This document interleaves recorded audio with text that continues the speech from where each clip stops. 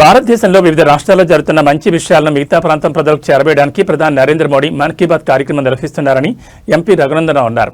సిద్దిపేట జిల్లా కేంద్రంలోని BJP party కార్యాలయంలో ప్రధానమంత్రి నరేంద్ర మోడీ మన్ కీ బాత్ కార్యక్రమాన్ని పార్టీ నాయకులు కార్యకర్తలతో కలిసి వీక్షించారు.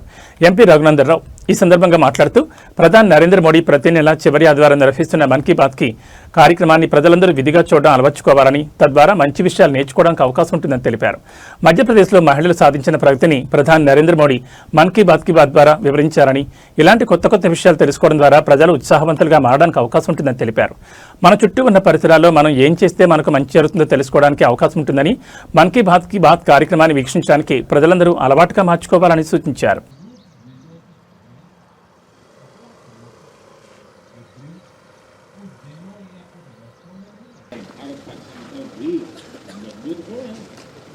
इसी में डीआरडीओ ने स्वदेशी इस डीआरडीओ की लेबोरेटरी और इंडियन इंडस्ट्री कार्यक्रम हमारे देश में करोड़ों लोगों ने, इनमें 102 भारत इस चैंपियनशिप की पदक तालिका पहले स्थान पर।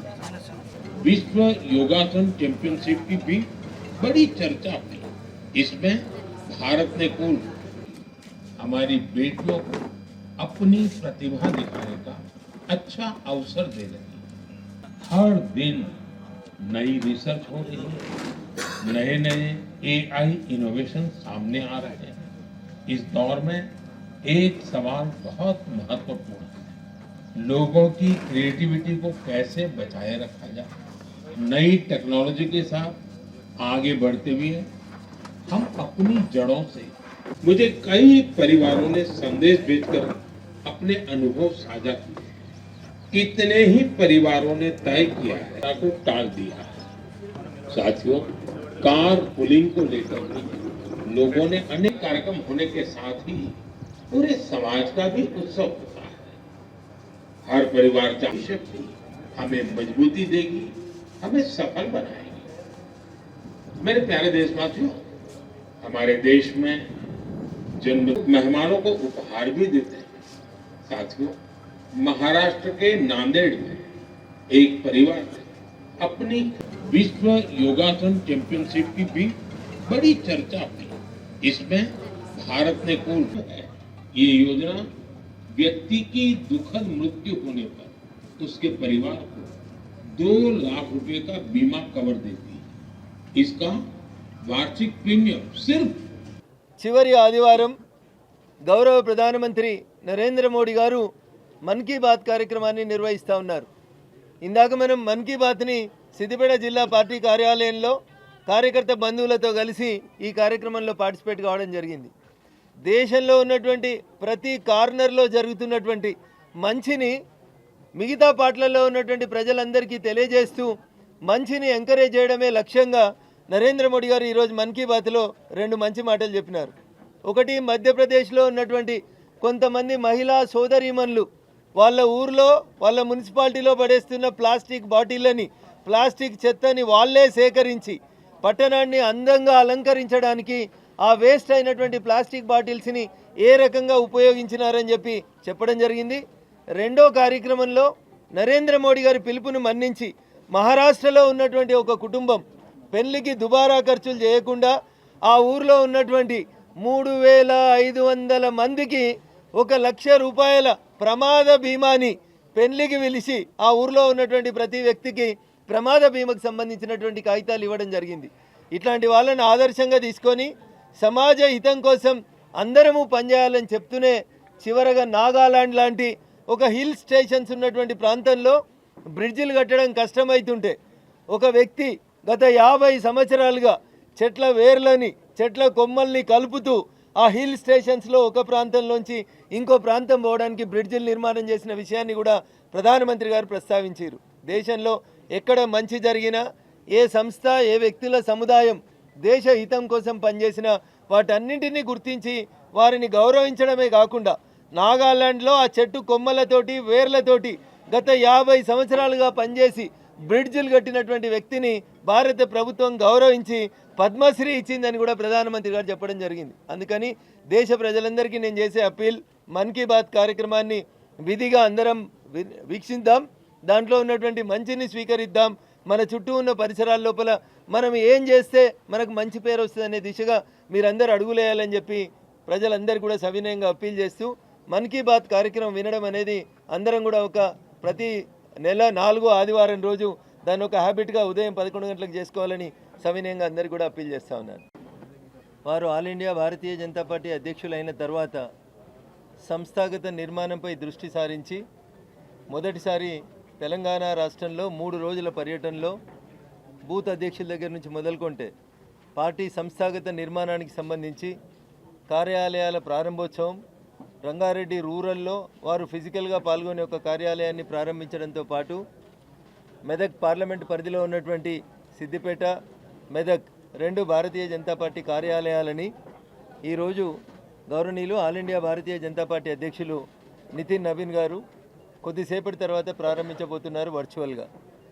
ఈ కార్యక్రమంలో పాల్గొనడానికి ఇక్కడికి విచ్చేసినటువంటి భారతీయ జనతా పార్టీ జిల్లా, రాష్ట్ర, వివిధ మండలాల అధ్యక్షులు, ముఖ్యంగా బిఎల్ఓలు, ఈ పార్టీ కార్యాలయ భవన నిర్మాణానికి ప్రత్యక్షంగా పరోక్షంగా పనిచేసినటువంటి మాజీ అధ్యక్షులు పార్టీ దూది శ్రీకాంత్ రెడ్డి గారు కానీ, మోహన్ రెడ్డి గారు కానీ, నరోత్తం రెడ్డి గారు కానీ, స్థల సేకరణ దగ్గర నుంచి మొదలుకొంటే ఈ భవనం ఇంత అందంగా నిర్మాణం అవడానికి సహకరించినటువంటి ప్రతి భారతీయ జనతా పార్టీ కుటుంబ సభ్యులకి ఈ సందర్భంగా శుభాకాంక్షలు, అభినందనలు తెలియజేస్తూ ముఖ్యంగా ఆల్ ఇండియా అధ్యక్షులు నితిన్ నవీన్ గారికి ప్రత్యేకంగా ధన్యవాదాలు, కృతజ్ఞతలు తెలియజేస్తూ ఉన్నాం. నా పార్లమెంట్ పరిధిలో ఉన్నటువంటి 3 జిల్లా కేంద్రాలు, సంగారెడ్డిలో గతంలోనే నడ్డా గారు ఆల్ ఇండియా అధ్యక్షులుగా ఉన్నప్పుడు సంగారెడ్డి పార్టీ జిల్లా కార్యాలయ ప్రారంభోత్సవం జరిగింది. ఈరోజు మెదక్, సిద్దిపేట 2 కార్యాలయాలను కూడా ప్రారంభించి కార్యకర్తలకి, ప్రజలకి అందుబాటులోకి తీసుకొస్తున్నటువంటి సందర్భంగా ప్రత్యేకంగా వినమ్రపూర్వకంగా జాతీయ అధ్యక్షులు గౌరవనీయులు నితిన్ నవీన్ గారికి ఈ సందర్భంగా కృతజ్ఞతాభివందనాలు సిద్దిపేట జిల్లా భారతీయ జనతా పార్టీ పక్షాన తెలియజేస్తూ ఉన్నాం. దేశవ్యాప్తంగా ప్రారంభమైనటువంటి ఎస్ఐఆర్ తెలంగాణ రాష్ట్రంలో 25వ తారీఖు నుంచి ప్రారంభమైంది. భారతీయ జనతా పార్టీలో ఉన్నటువంటి బిఎల్ఏలు అందరూ కూడా ఎస్ఐఆర్ కార్యక్రమంలో విధిగా పాల్గొంటూ ఏ స్థాయి నాయకుడైనా బూత్లో జరుగుతున్నటువంటి ఎస్ఐఆర్ కార్యక్రమాన్ని పర్యవేక్షిస్తూ ముందుకు పోతా ఉన్నాం. ఈ తరుణంలో కాంగ్రెస్ పార్టీ మిత్రులు కొంతమంది, కమ్యూనిస్టు పార్టీ మిత్రులు కొంతమంది, ఎంఐఎం పార్టీ నాయకులు వీళ్ళు బిఎల్ఏలను పెట్టుకొని మా పార్టీ బిఎల్ఏలు ఎలా తిరుగుతున్నారో అలానే బూతులలో తిరుగుతూ ప్రతిరోజు ఓటర్లని ఒక రకమైనటువంటి భయానికి, ఆందోళనకు గురి చేసేటువంటి కార్యక్రమాన్ని చేపడతా ఉన్నారు. వారందరికీ కూడా ఈరోజు పత్రికాముఖంగా చేస్తున్నటువంటి అప్పీల్ ఏంటంటే, ఒకవేళ మీకు ఇష్టం లేకపోతే, ఈ కార్యక్రమం సరి అయింది కాకపోతే మరి మీరు ఏజెంట్లను ఎందుకు నియామకం చేసుకున్నారు? ఎందుకు మీ బిఎల్ఏలు అందరూ కూడా అన్ని బూతులలో తిరుగుతూ ఉన్నారనేది ప్రజలకు చెప్పాలి. చాలా స్పష్టంగా కిరాయికి ఉన్నటువంటి వ్యక్తుల ఓట్ల దగ్గర నుంచి మొదలుకొంటే పల్లెటూరు నుంచి పట్టణంకి వచ్చినటువంటి వ్యక్తులకు సంబంధించి బిఎల్ఓలు, బిఎల్ఏలు చాలా స్పష్టంగా మీ ఓట్లు రక్షించబడతాయి అని తెలియజేస్తున్నప్పటికీ కూడా వాళ్ళ లోపల భయాందోళనలు తీసుకొచ్చేందుకు కొన్ని చోట్లయితే మీరు పలానా ఊరికెళ్ళి వచ్చిండ్రు, మీరు సిద్దిపేటలో ఓటకు ఉంచుకుంటే మీకు ఊరిలో ఉన్న ఆస్తి పోతుందని, మీ పొలం పోతుందని, ఇట్లా రకరకాలైనటువంటి భయాందోళనకు గురి చేసే కార్యక్రమాన్ని కొన్ని ప్రతిపక్ష పార్టీల నాయకులు చేస్తూ ఉన్నారు. ఇది దురదృష్టకరం. ప్రతి వ్యక్తికి డాక్టర్ బిఆర్ అంబేద్కర్ గారు కలగన్నట్టు మహిళ అయినా, పురుషుడైనా, ఏ కులం వ్యక్తి అయినా ప్రతి వ్యక్తికి ఒకటే ఓటు ఉంటుందని ఎస్ఐఆర్ కూడా చాలా స్పష్టంగా చెప్తుంది. మీకు సిద్దిపేటలో ఓటు హక్కు ఉంచుకోవాలనుకుంటే సిద్దిపేటలో ఉంచుకోండి, లేదా మీరు పుట్టిన పల్లెటూరులో మీకు ఓటు హక్కు ఉంచుకోవాలనుకుంటే ఆ ఓటు హక్కును అదే పల్లెటూరులో కొనసాగించుకునేటువంటి వెసులుబాటుని ఎస్ఐఆర్ మీకు కలుగజేస్తుంది. కానీ ఎస్ఐఆర్ తోటి ఓట్లు పోతాయని, ఎస్ఐఆర్ తోటి ముస్లింల ఓట్లు పోతాయని, ఎస్ఐఆర్ తోటి బీజేపీకి నచ్చనోళ్ళ ఓట్లు పోతాయని మంత్రులు కూడా, రాజ్యాంగం మీద ప్రమాణం చేసినటువంటి కొంతమంది మంత్రులు కూడా కాంగ్రెస్ వాళ్ళ ఓట్లు తీసేస్తారని మాట్లాడడం అనేది నిజంగా సిగ్గుచేటు. వాళ్ళకు భారత రాజ్యాంగం పట్ల విశ్వాసం లేని మాటలు తప్ప ఇంకొకటి కాదు. ఇకపోతే ఇంకొంతమంది పార్టీ నాయకులు అత్యుత్సాహంగా వాళ్ళ ఇళ్లలోనే కూర్చోబెట్టుకొని బిఎల్ఏలను, బిఎల్ఓలను పిలిచి వాళ్ళే మ్యాపింగ్ కార్యక్రమాన్ని చేస్తూ ఉన్నారు. సిద్దిపేటలో కొంతమంది ఇట్లాంటి కార్యక్రమం చేస్తున్నట్టు మా దృష్టికి వచ్చింది. జిల్లా కలెక్టర్ గారికి రాతపూర్వకమైనటువంటి కంప్లైంట్ పంపిస్తూ ఉన్నాం. ఎవరు కూడా, ఏ రాజకీయ పార్టీ నాయకుడు కూడా బిఎల్ఓని పిలిచి ఇంట్లో కూర్చోబెట్టుకొని ఓటు మ్యాపింగ్ కార్యక్రమం చేసినట్లయితే ఆ ఓట్లన్నీ కూడా తొలగించబడతాయి. కాబట్టి ప్రైవేటు వ్యక్తులు చేసేటువంటి ఓటు మ్యాపింగ్ కార్యక్రమానికి ఎవరు కూడా సహకరించొద్దని చెప్పి ఓటర్ మహాశైలకి ఈ సందర్భంగా అప్పీల్ చేస్తూ ఉన్నాం.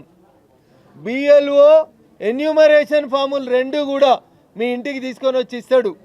దయచేసి ఆ 2 ఎన్యూమరేషన్ ఫాములలో మీకేమన్నా అనుమానం ఉన్నట్లయితే, మీకేమైనా ఫాము నింపడం